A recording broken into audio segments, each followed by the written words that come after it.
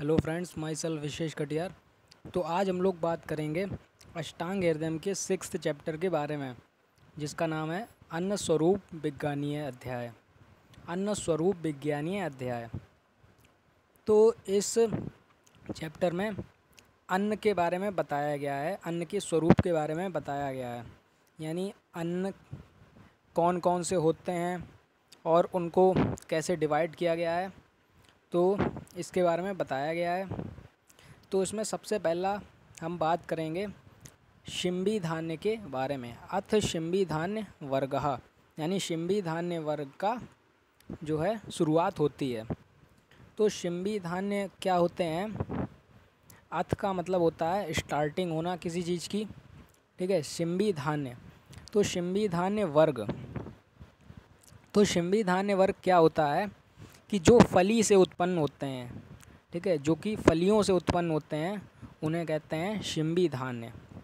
तो शिंबी धान्य में जितनी भी आपकी दालें हैं, यानी जो आपकी पल्सेस होती हैं, जितनी भी दालें, वो सारी आपकी शिंबी धान्य के अंदर रखी हैं, ठीक है।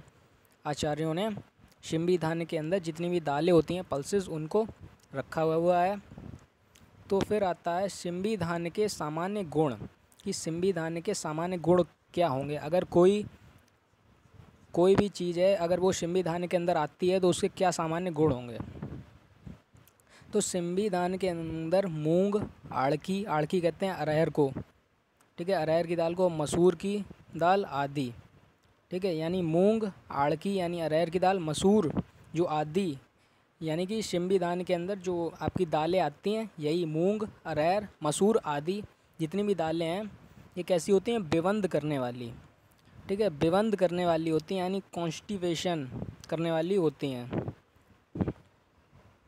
और ये कसाय होती हैं, ठीक है। इनका रस कैसा होता है? कसैली होती हैं और मधुर रस की होती हैं, मीठी और कसैली रस की होती हैं, और संग्राही होती हैं, यानी मल को जोड़ने वाली होती हैं, और विपाक में कटु होती हैं, यानी जो इनका विपाक बनता है वो कटु विपाक बनता है, और शीत वीर्य होती हैं, ठीक है, वीर्य इनका शीत होता है, और लघु हल्की होती हैं, और मेद कफ रक्त और पित्त में हितकारक, यानी अगर किसी का मेद बढ़ा हुआ है, कफ बढ़ा हुआ है, रक्त या पित्त बढ़ा हुआ है, तो उसमें क्या है? हितकारक होंगी है, ठीक है।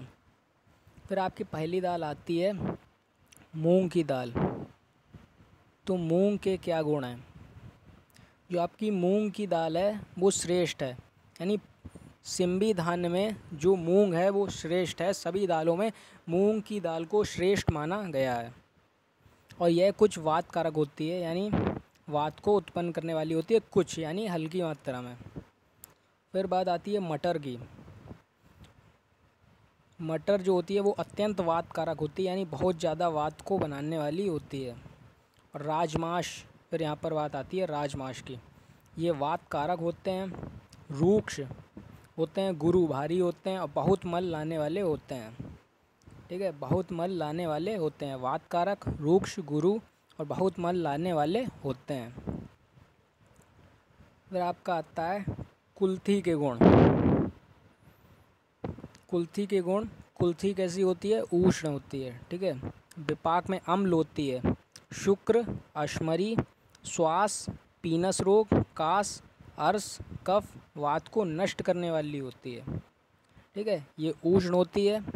विपाक इसका अम्ल विपाक होता है, और जो आपके शुक्र होते हैं स्पर्म्स, अश्मरी यानी स्टोन्स, और श्वास यानी डिस्निया, पीनस यानी कैटरे, और कास यानी खांसी, अर्श यानी पाइल्स, कफ वात को नष्ट करने वाली होती है, ठीक है, और पित्त को बढ़ाने वाली होती है, जो आपका पित्त है उसको बढ़ाएगी ये।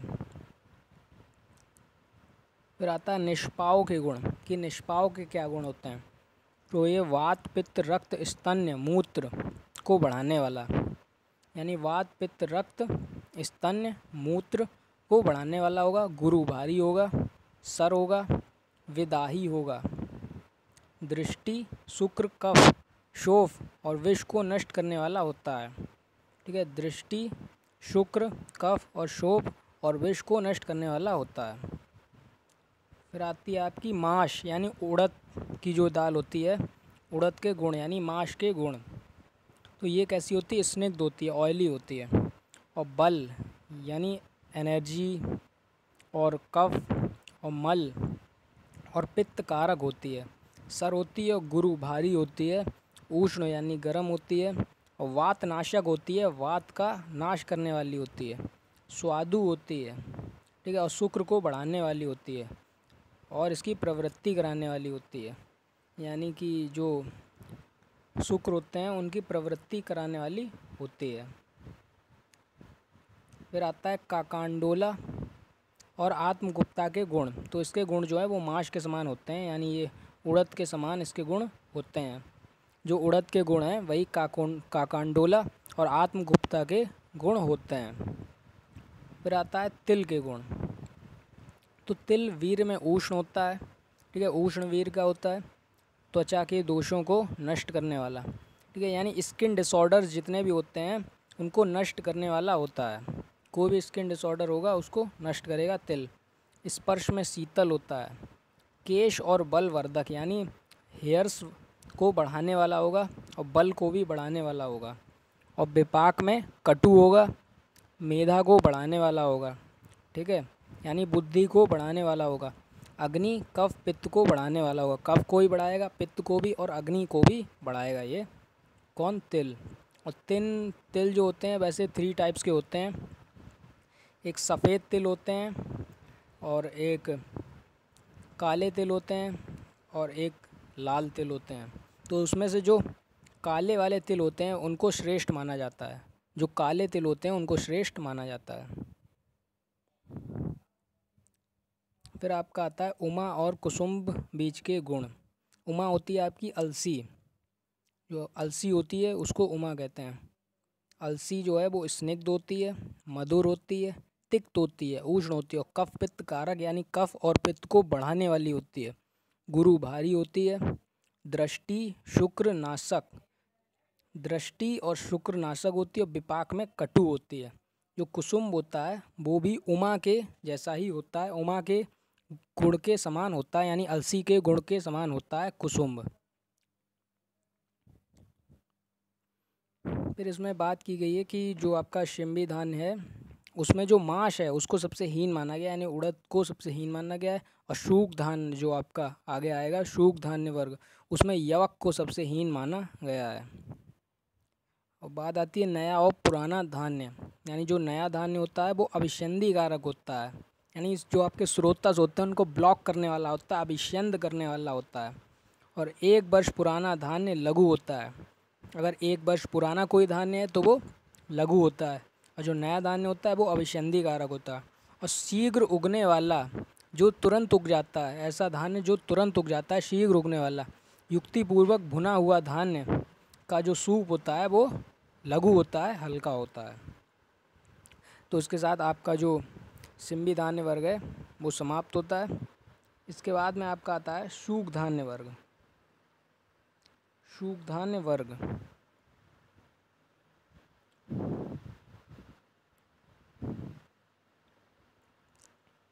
तो शूक धान्य वर्ग क्या होता है, अथ शूक धान्य वर्ग, यानी यहाँ से शूक धान्य वर्ग की जो है स्टार्टिंग होती है। तो शूक धान्य में वे धान्य समाविष्ट किए जाते हैं, शूक धान्य में वे धान्य समाविष्ट किए जाते हैं जिनमें सूख कांटा होता है, ठीक है, जिनमें कांटा होता है, शूक जैसा होता है, तो वो जो है इसमें करे जाते हैं। और शिम्बी धान्य वह है जो फली में से निकलता है, ठीक है, जो फली में से निकलता है वो शिम्बी धान्य होता है। जो सूख में से निकलता है, इसमें कांटा होता है, वो सूख धान्य होता है। तो सूख धान्य में कौन कौन से आते हैं, इसमें चावल आ जाते हैं, गेहूँ, जौ। और शिम्बी धान्य में पहले ही बता चुके हैं, आपकी सारी दालें आ जाती थी शिम्बी धान्य में, ठीक है। और सूख धान्य में चावल, गेहूँ, जौ आदि आते हैं। तो यहाँ पे सबसे पहले बात करिए शाली चावल की। तो शाली चावल जो है बहुत प्रकार के होते हैं, रक्तशाली, महाशाली, कलमशाली आदि बहुत ज़्यादा प्रकार के होते हैं, लगभग 30 से 35, उससे भी ज़्यादा, बहुत ज़्यादा प्रकार के होते हैं। तो ये जो रक्तशाली, महाशाली आदि चावल हैं, ये रस और विपाक दोनों में, यानी इनका जो रस होगा, टेस्ट होगा, वो भी मधुर रस का होगा, और जो इसका विपाक बनेगा बाद में जठराग्नि के द्वारा परिपाक होकर, वो भी मधुर रस का बनेगा। और ये स्निग्ध होते हैं, ठीक है। और ब्रश होते हैं, यानी शुक्र को बढ़ाने वाले, वृद्धिकारक, और मल को बांधने वाले। चावल जो शाली चावल होते हैं वो क्या करते हैं, मल को बांधने वाले होते हैं और मल को अल्प मात्रा में प्रवृत्त कराने वाले होते हैं। यानी जो मल होगा उसको अल्प, बहुत ही कम मात्रा में प्रवृत्त कराने वाले होते हैं। इनका जो अनुरस होता है वो कैसा होता है, कसाय होता है। यानी जो रस होता है, रस वैसे इनका मधुर होता है, लेकिन उसके साथ में भी एक अनुरस होता है जो खाने के बाद जो बाद में एक टेस्ट आता है उसको अनुरस कहते हैं। और ये पथ्य होते हैं, लघु होते हैं चावल, शाली चावल। मूत्रल यानी मूत्र को लाने वाले, और शीत वीर के होते हैं चावल। ठीक है, शीत यानी ठंडे होते हैं चावल, शीत वीर के होते हैं।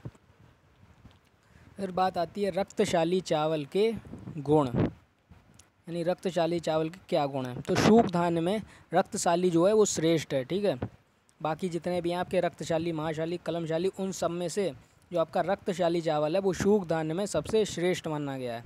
यह तृष्णा यानी प्यास, त्रिदोष को नष्ट करने वाला होता है, यानी वात पित्त कफ को नष्ट करने वाला होता है और तृष्णा को भी नष्ट करने वाला होता है।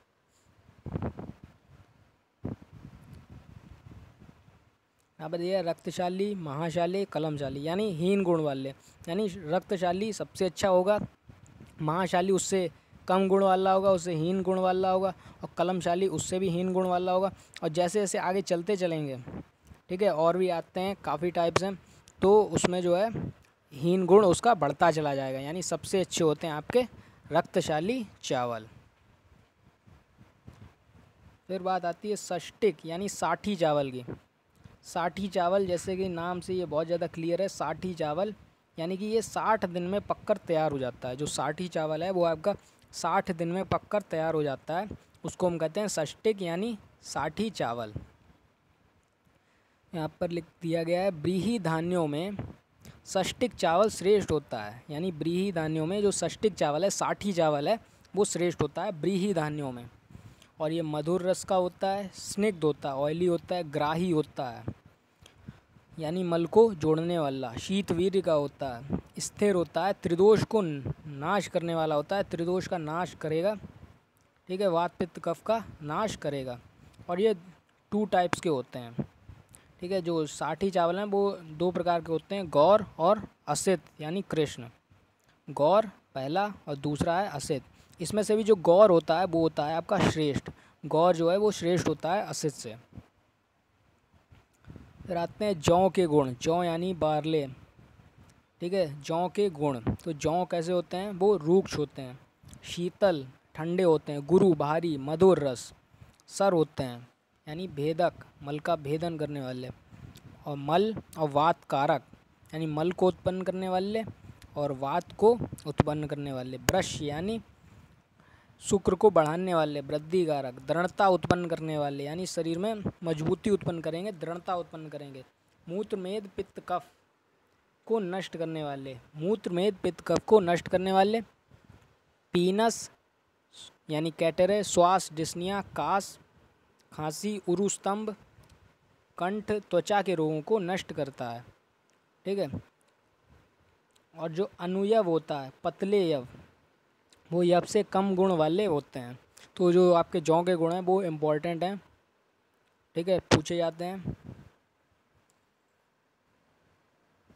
रहता है बांस के यव के गुण। जो बांस का यव होता है उसके क्या गुण होते हैं, तो ये रूक्ष होते हैं और उष्ण होता है। फिर आता है गेहूं के गुण। ये भी बहुत ज़्यादा इम्पोर्टेंट टॉपिक है, गेहूं के गुण। तो इसका जो है आप श्लोक याद कर लेंगे तो ज़्यादा अच्छा रहेगा। ब्रश्या शीतो गुरु स्निग्धो जीवनो वात पित्तहा, संधानकारी मधुरो गोधूमा स्थैर्य कृत्सरा। ब्रश्या यानी बल वृद्धि कारक, यानी शुक्र की वृद्धि करेगा। शीतो, शीत होता है, गेहूं कैसा शीत होता है, ठंडा होता है। और कैसा होता है, गुरु होता है, यानी भारी होता है गेहूँ। स्निग्ध होता है, ऑयली होता है। और जीवनदायक होता है। वात पित्त हा, और वात और पित्त का नाश करने वाला होता है। ठीक है, वात पित्त हा, वात पित्त का नाश करने वाला होता है। संधानकारी होता है, मधुर रस होता है। गोधूमा मतलब गोधूम मतलब गेहूँ होता है। गेहूँ कैसा होता है, ब्रश्य, शीत, गुरु, स्निग्ध, जीवनो वात पिता, वात पित्त का नाश करने वाला, संधानकारी होता है, मधुर होता है, स्थैर्य कृत्सरा स्थिर करने वाला होता है। आता है नंदी मुखी गेहूँ के गुण। नंदी मुखी गेहूँ के क्या गुण हैं? तो ये शरीर के लिए हितकारक होता है, शीत वीर्य का होता है, कसाय, मधुर और लघु होता है। तो इसके साथ में जो आपका सूख धान्य वर्ग है वो भी खत्म होता है।